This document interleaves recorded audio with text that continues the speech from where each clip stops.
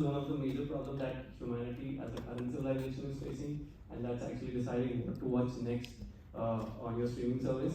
And how we come here is, say, in India we have around 40 OTT platforms, which say roughly results around 20 or 30,000 titles, and that would roughly go to say lakhs of hours of content. So at this time, it just becomes too much of a burden just to decide what to watch next. So we are going to uncover this story, and I have divided this into 4 acts, and that's how we're going to just narrate through the story. And so Act 1 is called 80 Minutes, and let's see how we have landed here. So Netflix, as a user base, has around 222 million users worldwide, and they have a hidden base of 100 million users. And these are people, who share passwords. We all do it. And so that's one of the reasons we picked it, because it says that how popular the platform is.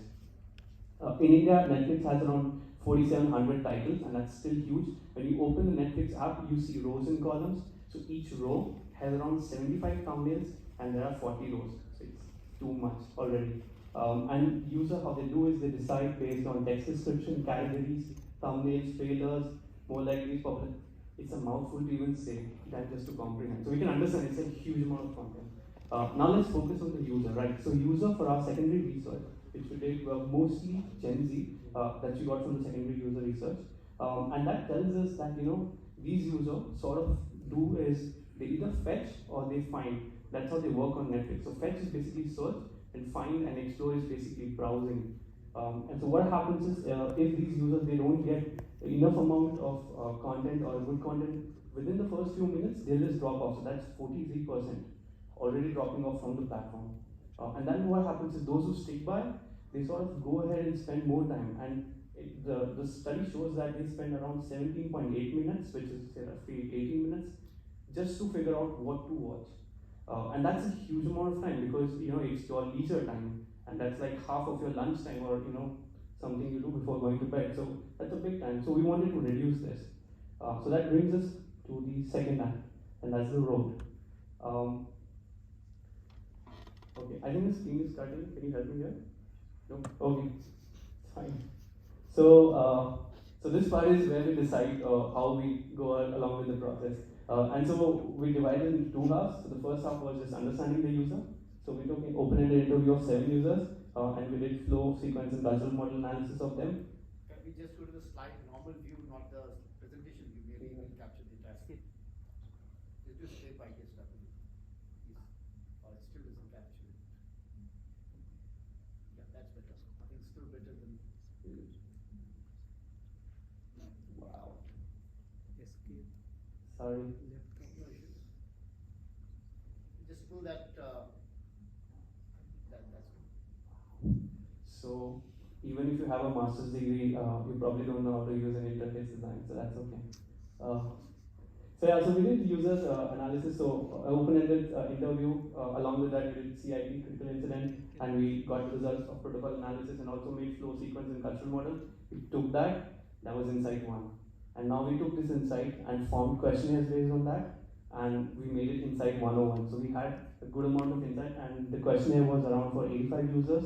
So a good amount of information we got from that. Parallelly, we ran the Higgs law analysis on the platform, and then we got another set of opportunities. So we all bunched up together and made an opportunity area from all of these. Okay. So that brings us to Act 3, that's called experience, the whys and Easter egg here. So let's start and see how the new screens and the older screens look once based on our experience and how we have designed it. So on the left we see the older interface, and on the right we have seen the newer design interface. So the search on the older screen, as you can see, is on the top. Now our research showed that 60% of the user directly go for the search part. And also I need to point out this before we move it. Sorry. During this part, we also figured out that we are going to stick to Gen Z users, because that was the major criteria of the users who were handling the platform. And they also looked at the influencers, so Gen X and even millennials would see Gen Z and then follow them. We stuck to fetch. Fetch is basically search and not browse. We tried to narrow down at this particular point, so we removed the browsing part. We're just focusing on the search part, and then we divided the user into novice and expert. So an expert user knows the content, versus a novice user probably won't have a fair idea about it. And so based on that, we started designing the screen. So as you can see, the search interface on the home screen is at the top here, right? And there 60% of the users who actually use search, and it's pretty far up top since you all have a dot mobile phone right now. So what we did was we moved it down here on the redesign screen, and we put it in the bottom nav because that's where you mostly use it. As you can see, bottom nav currently has a download button. Now the download button, interestingly, people use this when they're in an offline mode. And so when you're in offline mode, you'll probably not even see the bottom navigation. So it doesn't make sense to put it here. So we just kept it above here. So in the redesign scheme, we kept it up here. And one of the things we did was there's something called My List. Now research showed that My List is one of the most preferred options by the users, and that is available currently. If you go on your accounts and then you can go on to something called categories, and there you can find My List. So it's a lot of interfaces, a lot of clicks. So we moved it here, right here, so you can easily access My List option. So that was one thing we did on the home screen. Apart from that, we also included a hide button. So as I told you, there are 40 rows, and that rows becomes too much for a user. So we gave a hide option here. If you don't like, some of the users reported that they're not into anime, and it still shows up on their bio. So if they just want to remove it, they can just press the button, and the row goes to the bottom. Up next was a small tweak. So when you go to the search interface, and so currently it shows search for shows, movies, and genre. Now the search is more than capable of doing a lot more things. You can also search based on mood. You can also search based on class, literally anything, which it doesn't show. So discoverability becomes a problem. So just by copy correcting and writing here, you can also search by genre and cast and mood. It also makes a lot more difference that the user is aware about things. Right. So there's one problem that happens in Netflix: the titles constantly go out, and we are not aware of them, or even if they are, it doesn't tell you. So that means it doesn't show error states, and that's actually pretty vital in an interface. So, say if you type Game of Thrones right now on Netflix, it will not show you anything. It'll just show you TVs and shows, and it'll just start showing random stuff here.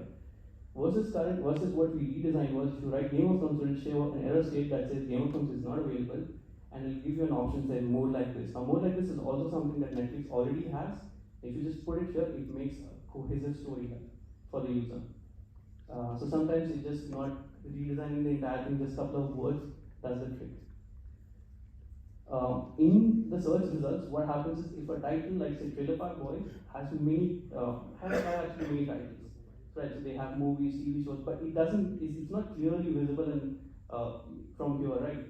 So just including certain chips, that's what Google calls them, including chips about movies, TV shows, makes a lot more difference while browsing or searching through the content.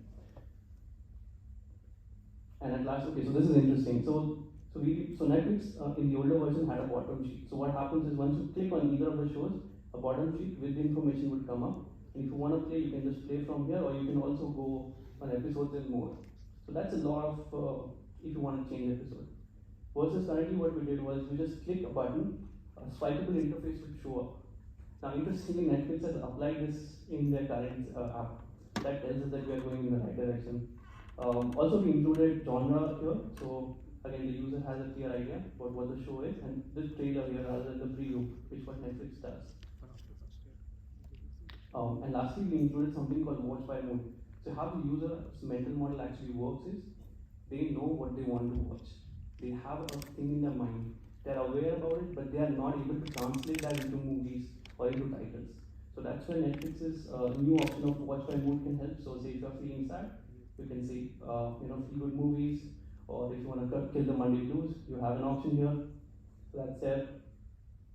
So right, so that was all the exploring and designing parts. That brings us to the actual, which is the test. So we have done all these things, and what we did after this was we took the older screen and the newer screen, and then we did KLM GOMS approach, and then we saw for the expert and the novice user what's the time difference. 2 minutes. So for the expert user, in the previous screen, in the previous interface, the time to attain a show, so we gave them the goal was to search for Trailer Park Boys and to see what's happening for expert and the novice user. So expert user took 10.58 seconds, and in the current design, they took 8.18 seconds. And for the novice user, that was where the more difference happened, was From 17, it landed to 8 seconds. So that was like this huge time jump. So that was it. That brings us to the last part. Thank you for going through the presentation, and also there are a few findings that we sort of understood from the project was when you start a project, you start off huge, and as you move along, you have to at some point of time recognize that you have to narrow it down to some point. Otherwise, you're just gonna wander around. So as our first project, we sort of understood that, and also if you want to change the world, you can't do it. Say reducing 18 minutes rather than even if you're reducing 8 seconds, that's good enough. Okay, thank you. We have a question there.